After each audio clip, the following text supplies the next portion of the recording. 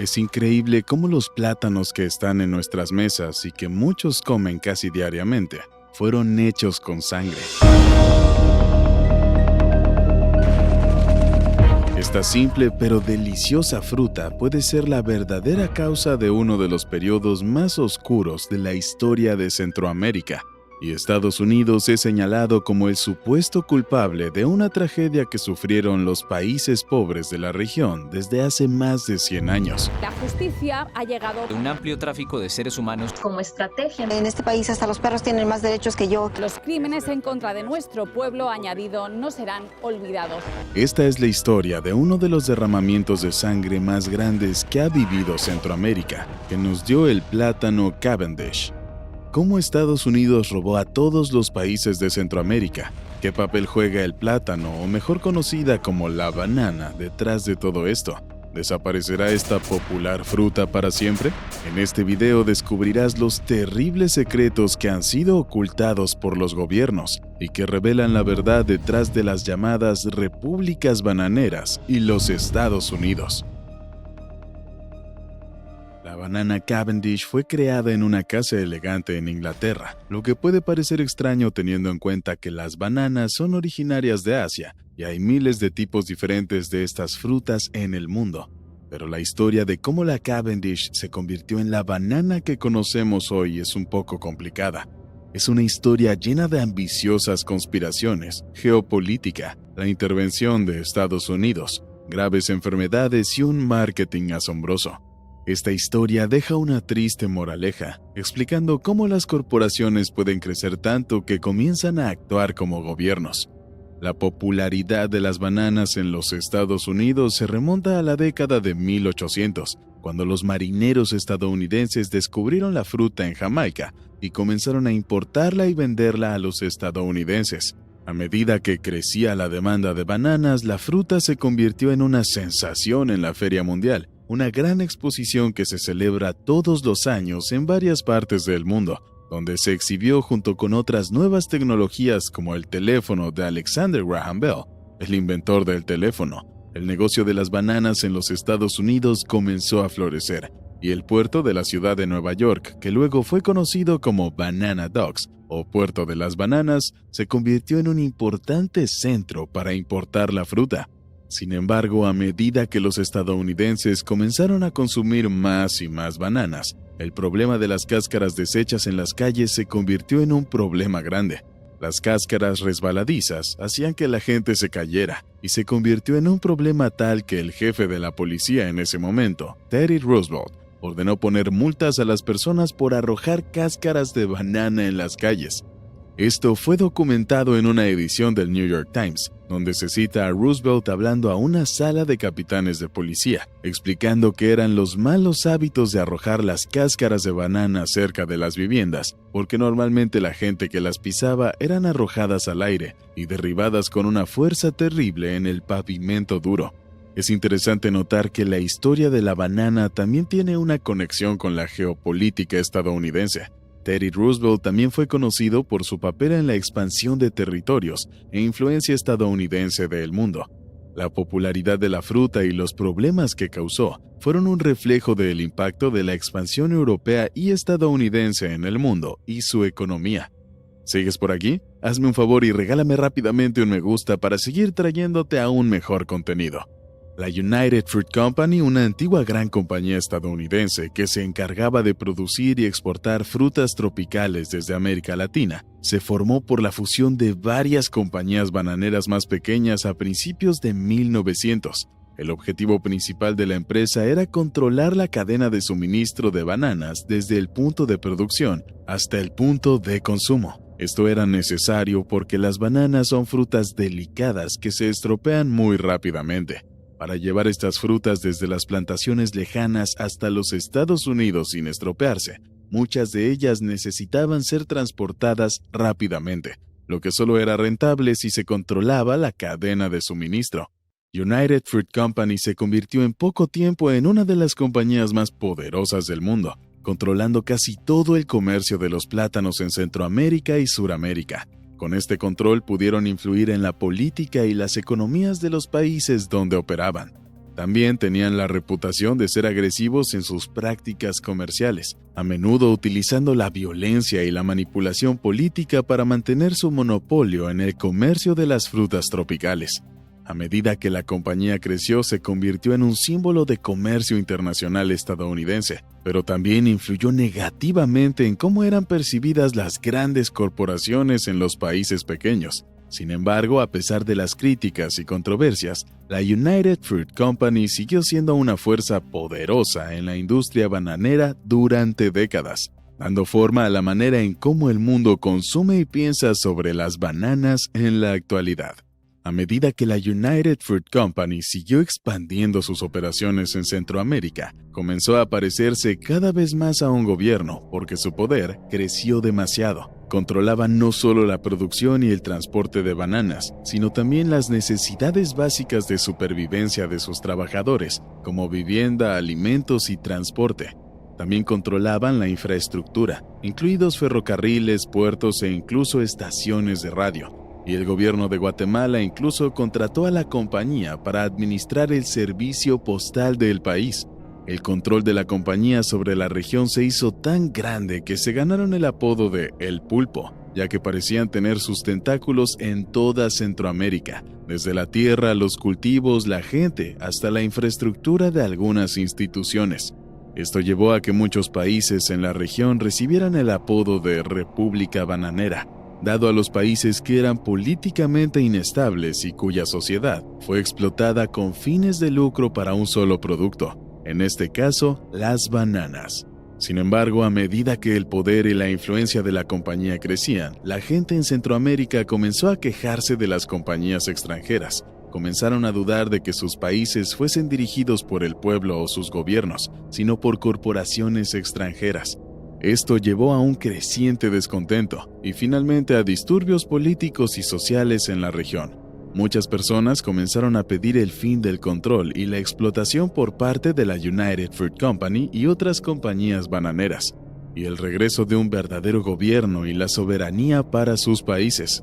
Jacobo Arbenz fue el presidente democráticamente electo en Guatemala en 1951, acusado de ser comunista y amigo de la Unión Soviética. El gobierno de los Estados Unidos bajo la administración de Eisenhower utilizó este miedo al comunismo para justificar una operación encubierta para derrocar a Arbenz e instalar un gobierno que favorecería a la United Fruit Company.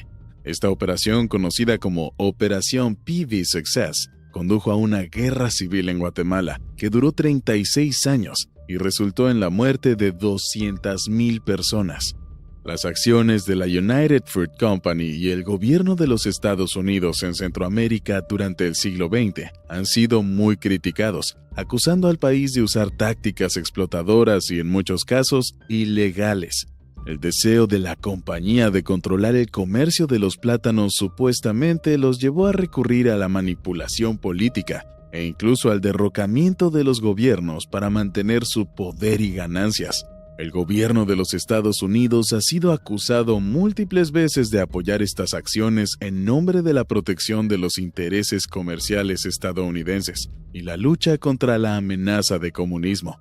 Además, este dudoso periodo de influencia norteamericana pudo haber tenido un impacto negativo en la región centroamericana, que llevó a la inestabilidad política y económica y la guerra civil. A finales de 1900, un hongo llamado enfermedad de Panamá comenzó a extenderse por toda Centroamérica y Suramérica, infectando y matando los cultivos de las bananas Cavendish, que era la variedad más popular cultivada por la United Fruit Company y otros productores de bananas en ese momento.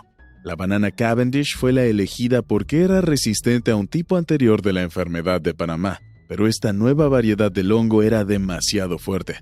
Las compañías bananeras tuvieron que encontrar rápidamente una nueva variedad para cultivar, pero el problema era que no había otras variedades que fueran tan resistentes a las enfermedades y tan fáciles de transportar como la Cavendish. Las compañías de frutas decidieron invertir fuertemente en la investigación y desarrollo para encontrar una cura para el hongo. Desarrollaron nuevas variedades de bananas que fueron modificadas genéticamente para ser resistentes a la enfermedad de Panamá y a otros hongos. Sin embargo, estas nuevas variedades fueron recibidas con desconfianza por muchos consumidores que estaban preocupados por la seguridad y los riesgos para la salud de los alimentos modificados genéticamente. A pesar de esto, las compañías siguieron invirtiendo en estas nuevas variedades de bananas y con el tiempo se convirtieron en la banana más cultivada en Centroamérica y Suramérica. Pero el legado de la United Fruit Company y las llamadas repúblicas bananeras pareciera seguir vivo, ya que muchos de los países de la región todavía están luchando contra la pobreza, la desigualdad y la inestabilidad política, factores de los que culpan a este periodo de influencia estadounidense. La historia de esta popular fruta es un recordatorio del poder de las grandes empresas y el impacto que puede tener en el mundo, tanto bueno como malo. Sin embargo, a pesar del sabor y la textura superiores de la banana Gros Michael, la más popular hasta 1950, la Cavendish pudo tomar el control como banana dominante en el mercado, debido a su resistencia a la enfermedad de Panamá. Esto llevó a la casi extinción del plátano Gros Michael y el cultivo masivo de Cavendish. Pero ahora, con el regreso de la enfermedad de Panamá y su capacidad para infectar a Cavendish, el futuro de la industria de las bananas es incierto. Los científicos e investigadores están trabajando en el desarrollo de nuevas variedades de plátanos que sean resistentes a la enfermedad, pero queda por ver si podrán salvar la amada fruta de la extinción. Además, se están promoviendo técnicas agrícolas más sostenibles y éticas en la industria de las frutas tropicales, para así evitar violaciones similares de los derechos humanos y la destrucción ambiental que ha ocurrido ya en el pasado. Es importante reconocer el verdadero costo de los alimentos que consumimos y el impacto que nuestro consumo tiene en el mundo. Al apoyar el cultivo sostenible y el comercio justo de las bananas, podemos garantizar que el futuro de la industria bananera sea seguro y que la historia de violencia, explotación y destrucción ambiental no se repita. Hoy en día tenemos nuevas alternativas. Hay pequeños agricultores que están experimentando con diferentes variantes de plátanos, incluidos el Gros Michael. También están utilizando prácticas agrícolas sostenibles que son mejores para el medio ambiente y los trabajadores. Estos agricultores también están tratando de crear un sistema de comercio más justo en el que puedan vender sus bananas directamente a los consumidores a un precio justo. Además, algunos consumidores están empezando a exigir más transparencia y un suministro ético de la industria alimentaria. Y esto está llevando a un cambio en la forma en que se cultivan y venden las bananas. Pero es importante recordar que este es un proceso a largo plazo y tomará tiempo para que estos cambios tengan efecto. Mientras tanto, es importante que los consumidores estén informados sobre el origen de sus alimentos y que apoyen las prácticas agrícolas éticas y sostenibles. La realidad es que la industria de las frutas se enfrenta a una crisis. El cultivo exclusivo de la banana Cavendish ha dejado a la industria vulnerable a enfermedades como la enfermedad de Panamá. Sin resistencia natural, el Cavendish corre el riesgo de ser aniquilado, al igual que el Gros Michael, el cual era el tipo de banana más popular hace unas décadas. La propagación de la enfermedad a través de América Latina, el principal proveedor de bananas a los Estados Unidos, ha creado preocupación sobre el futuro de la industria de las bananas y los medios de vida de quienes dependen de ella. Algunos expertos piden un cambio hacia las variedades de bananas más diversas y dejar de cultivar una sola especie, como se hizo con el Cavendish, para así protegerse contra este tipo de enfermedades. Pero sin un cambio en la forma en que trabaja la industria, el futuro de las bananas es preocupante. Es importante recordar que esta historia de la industria bananera no es solo una historia sobre frutas, es una historia de poder y de influencia.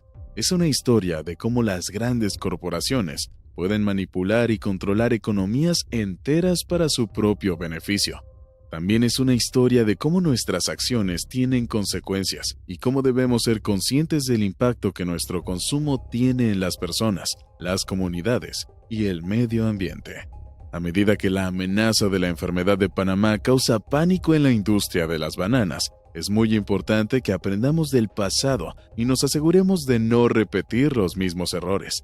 Esto significa apoyar el comercio justo y las prácticas sostenibles y responsabilizar a las empresas por sus acciones. También significa reconocer que el verdadero costo de las frutas baratas no es solo la pérdida de empleos y economías, sino también la pérdida de vidas humanas y un daño del medio ambiente. Debemos ser conscientes del impacto que tiene nuestro consumo y apoyar a las empresas que tienen como prioridad a las personas y al planeta por encima de las ganancias. Al final necesitamos ser más conscientes de lo que compramos y de dónde viene, y asegurarnos de que nuestras acciones vayan de la mano con nuestros valores. No se trata solo de una simple fruta, se trata de cómo queremos vivir en un mundo que sea más justo y sostenible para todos. Te felicito por llegar al final de este video. Eres genial. Aquí está otro video que nos encantaría que vieras. Espero que te haya gustado muchísimo. No olvides dejar tu suscripción y tu comentario. Gracias y un saludo muy grande.